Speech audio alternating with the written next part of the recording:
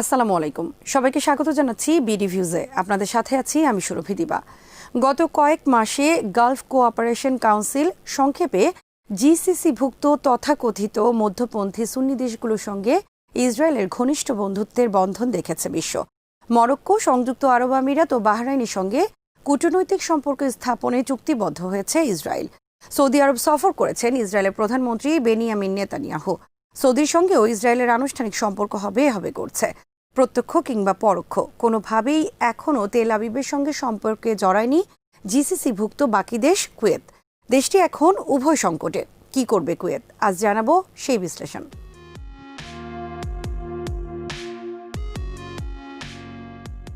জিসিসির অন্যান্য দেশগুলোর পথে হাঁটতে গেলে অভ্যন্তরীণ রাজনৈতিক শক্তি ও আঞ্চলিক প্রতিবেশীদের সঙ্গে সম্পর্ক নষ্ট হওয়ার ঝুঁকি রয়েছে কুয়েতি শাসকদের। অন্যদিকে ইসরায়েলের সঙ্গে সম্পর্ক স্বাভাবিক করতে ব্যর্থ হলে মার্কিন অংশীদারের তকমা হারাতে পারে দেশটি।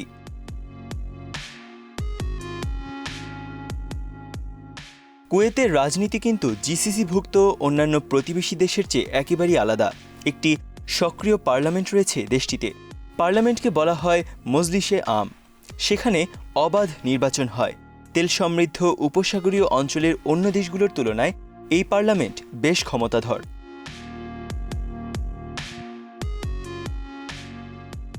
কুয়েত অর্ধগণতান্ত্রিক সাংবিধানিক আমিরতন্ত্রের দেশ। যুক্তরাষ্ট্রভিত্তিক প্রতিষ্ঠান ফ্রিডম হাউস বিশ্বব্যাপী স্বাধীনতার জরিপে দেশটিকে আংশিক মুক্ত দেশ হিসেবে চিহ্নিত করেছে। কুয়েত উপসাগরীয় দেশগুলোর মধ্যে একমাত্র আংশিক মুক্ত দেশ হিসেবেই পরিচিত। দেশটির সংবিধান অনুযায়ী অবশ্যই একটি নির্বাচিত আইনসভা থাকতে হবে। আমির হলেন রাষ্ট্রের প্রধান, যার ক্ষমতা সংবিধানে সুনির্দিষ্টভাবে উল্লেখ আছে।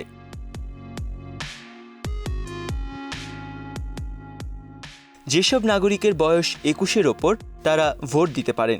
সংবিধান সুস্পষ্টভাবে রাজনৈতিক দল গঠন করাকে সমর্থন করে, কিন্তু এরপরেও এটা অবৈধ, কারণ রাজনৈতিক দল অনুমোদন ও নিয়ন্ত্রণ করার জন্য কুয়েতে কোনো আইন নেই।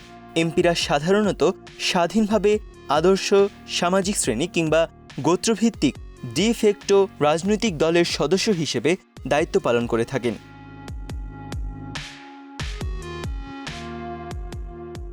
মজলিসে আম হল কুয়েতের আইন প্রণয়নকারী কর্তৃপক্ষ। সরকারের মন্ত্রীদেরকে অব্যাহতি দেওয়ার অধিকার রয়েছে মজলিসে আমের। এমপিরা প্রায়ই মন্ত্রীদের কাছে বিভিন্ন বিষয়ে ব্যাখ্যা দাবি করে তাদের সাংবিধানিক অধিকার প্রয়োগ করে থাকেন। মজলিসের এই ধরনের প্রশ্নোত্তর পর্ব কুয়েতি টিভিতে সরাসরি সম্প্রচার হয়। এমপিদের কোনো বিষয়ে প্রধানমন্ত্রীর কাছে ব্যাখ্যা দাবি করারও অধিকার আছে। এমনকি সরকারের সঙ্গে অসহযোগিতার ঘোষণাও তারা দিতে পারেন।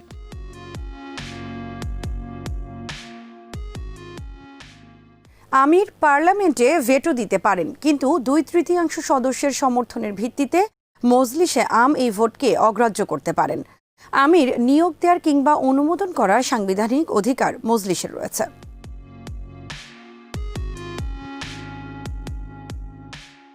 কুয়েতে অনেকগুলো রাজনৈতিক গোষ্ঠী পার্লামেন্ট নির্বাচনে ডি ফ্যাক্টো রাজনৈতিক দল হিসেবেই অংশগ্রহণ করে। রাজনৈতিক দলগুলোর মধ্যে রয়েছে জাতীয় গণতান্ত্রিক জোট, পপুলার অ্যাকশন ব্লক, হাদাস বা কুয়েতি মুসলিম ব্রাদারহুড, জাতীয় ইসলামী জোট এবং জাস্টিস অ্যান্ড পিস অ্যালায়েন্স।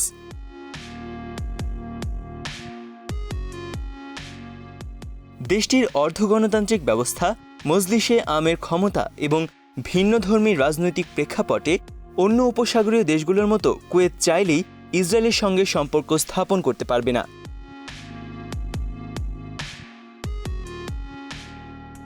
সম্প্রতি আরব আমিরাত, বাহরাইন ও ইসরায়েলের মধ্যে সম্পর্ক স্থাপনের পর কুয়েতের এমপিরা নিজ নিজ রাজনৈতিক মতাদর্শ ভুলে ইসরায়েলের বিরুদ্ধে একাট্টা অবস্থান নেন। দেশটির সঙ্গে যে কোনো ধরনের সম্পর্ক স্থাপনের চেষ্টার বিরুদ্ধে এক যৌথ বিবৃতি দেন তারা।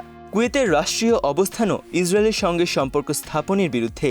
সঙ্গত কারণে রাজনৈতিক দলগুলোর একাট্টা অবস্থানকে উপেক্ষা করে এই সম্পর্ক বিবেচনা করতে গেলে হুমকির মুখে পড়বেন শাসকরা।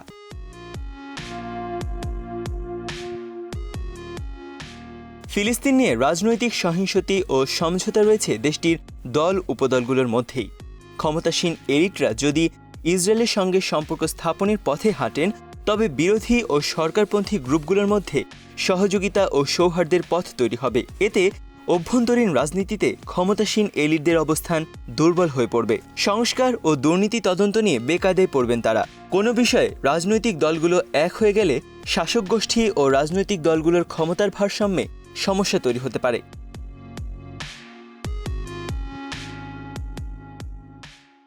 Middle east and north Africa সংক্ষেপে মেনা অঞ্চলে বিশেষ করে উপসাগরীয় প্রতিবেশীদের মধ্যে কুয়েতের অবস্থান নিরপেক্ষ নায়কের মতো মধ্যস্থতাকারী শক্তি হিসেবে পরিচিত তারা। ইয়েমেন সংকট, কাতার অবরোধ এবং ইরান সৌদি সমস্যায় সে অবস্থান প্রমাণিত। এ সার্বিক অবস্থান জিসিসি রাষ্ট্রগুলোর সঙ্গে জোটবদ্ধ থাকার কারণেই তৈরি হয়েছে। বিশেষত সৌদি আরবের সঙ্গে সম্পর্ক ভালো না হলে এটা সম্ভব হতো না।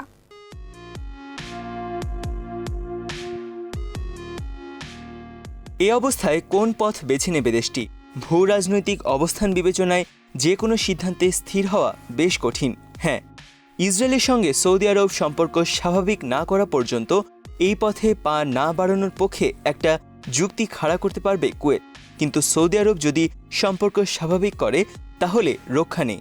টাগ অব ওয়ারে যেতে হবে কুয়েতকে। দুটি অপশন থেকে একটি অপশন বেছে নিতেই হবে তাদের, যার জন্য বড়সড় মূল্যও দিতে হবে।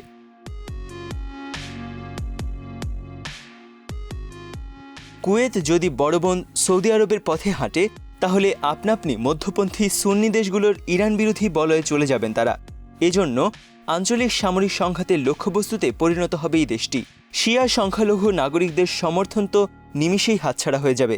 বিশ্লেষকরা বলছেন, কুয়েতের শাসকরা শিয়াদের দূরে ঠেলে দেওয়ার ঝুঁকি সহজে নেবেন না, কারণ সাম্প্রতিক সময়ে রাজকীয় পরিবারের অনুগত শক্তি হিসেবে পরিচিতি পেয়েছেন তারা।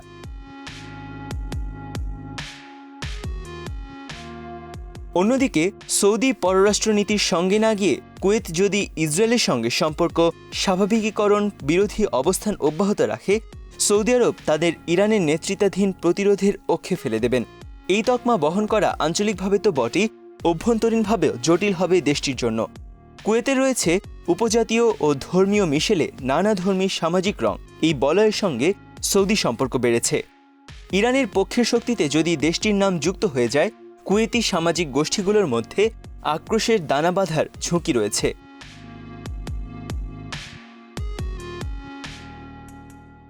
কুয়েত ইরানপন্থী নীতিতে চলছে বলে এর আগে অভিযোগ করেছিলেন রাজনীতিবিদরা।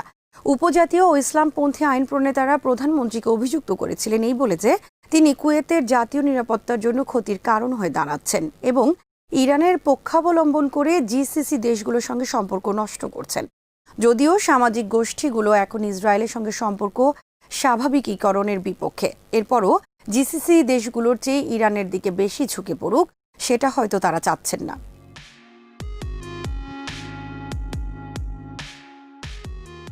মজার ব্যাপার হলো 2019 সালের এক জরিপে দেখা গেছে 42% কুয়েতি মনে করেন দেশটির স্থিতিশীলতার জন্য ইসরায়েলের চেয়ে ইরানি বড় হুমকি। গত সেপ্টেম্বরে কুয়েতের আমিরের ছেলের নেতৃত্বে একটি প্রতিনিধি দল হোয়াইট হাউস সফর করে। সে সময় মার্কিন প্রেসিডেন্ট ডোনাল্ড ট্রাম্প ইসরায়েলের সঙ্গে সম্পর্ক স্বাভাবিক করার ব্যাপারে কথা বলেন কুয়েতকে। এই নিয়ে ট্রাম্পের একটি বিবৃতিও আসে। তখন এই বিবৃতি নিয়ে কঠোর প্রতিক্রিয়া দেখা দিয়েছিল কুয়েতের জনগণ এবং সরকারের মধ্যে।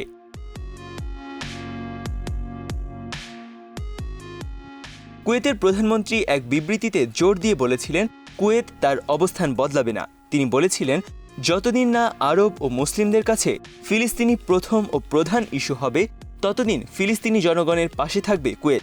এই বিবৃতির ভাষায় যেটা বোঝা গিয়েছিল সেটা হলো মার্কিন চাপ সামাল দিতে প্রয়াত আমিরের পথেই হাঁটবে দেশটি।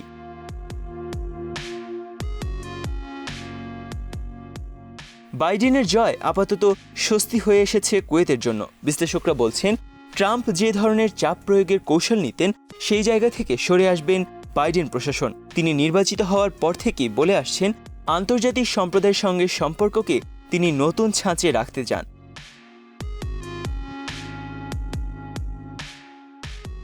বাইডেনের পলিসি এজেন্ডার প্রথম দিকেই রয়েছে ইয়েমেন যুদ্ধ, জিসিসিভুক্ত 3 দেশ ও কাতারের মধ্যে সম্পর্ক এবং ইরানের মতো ইস্যুগুলো, যে ইস্যুগুলোতে সক্রিয় মধ্যস্থতাকারীর ভূমিকায় এসে বিভিন্ন ইতিবাচক পদক্ষেপ নিয়েছে কুয়েত।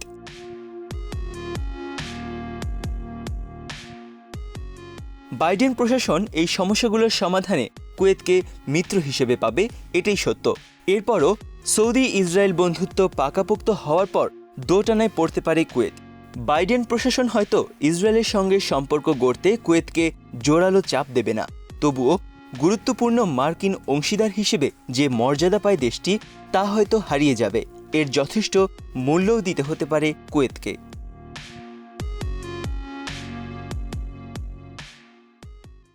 আজ এখানেই শেষ করছি। সবাই ভালো থাকুন, সুস্থ থাকুন আর দেখতে থাকুন বিডি ভিউজ। চ্যানেলটি ভালো লাগলে সাবস্ক্রাইব করুন। সংযুক্ত থাকুন আমাদের ফেসবুক পেজে। আমাদের ওয়েবসাইট bdviews.net ভিজিট করুন। আল্লাহ হাফেজ।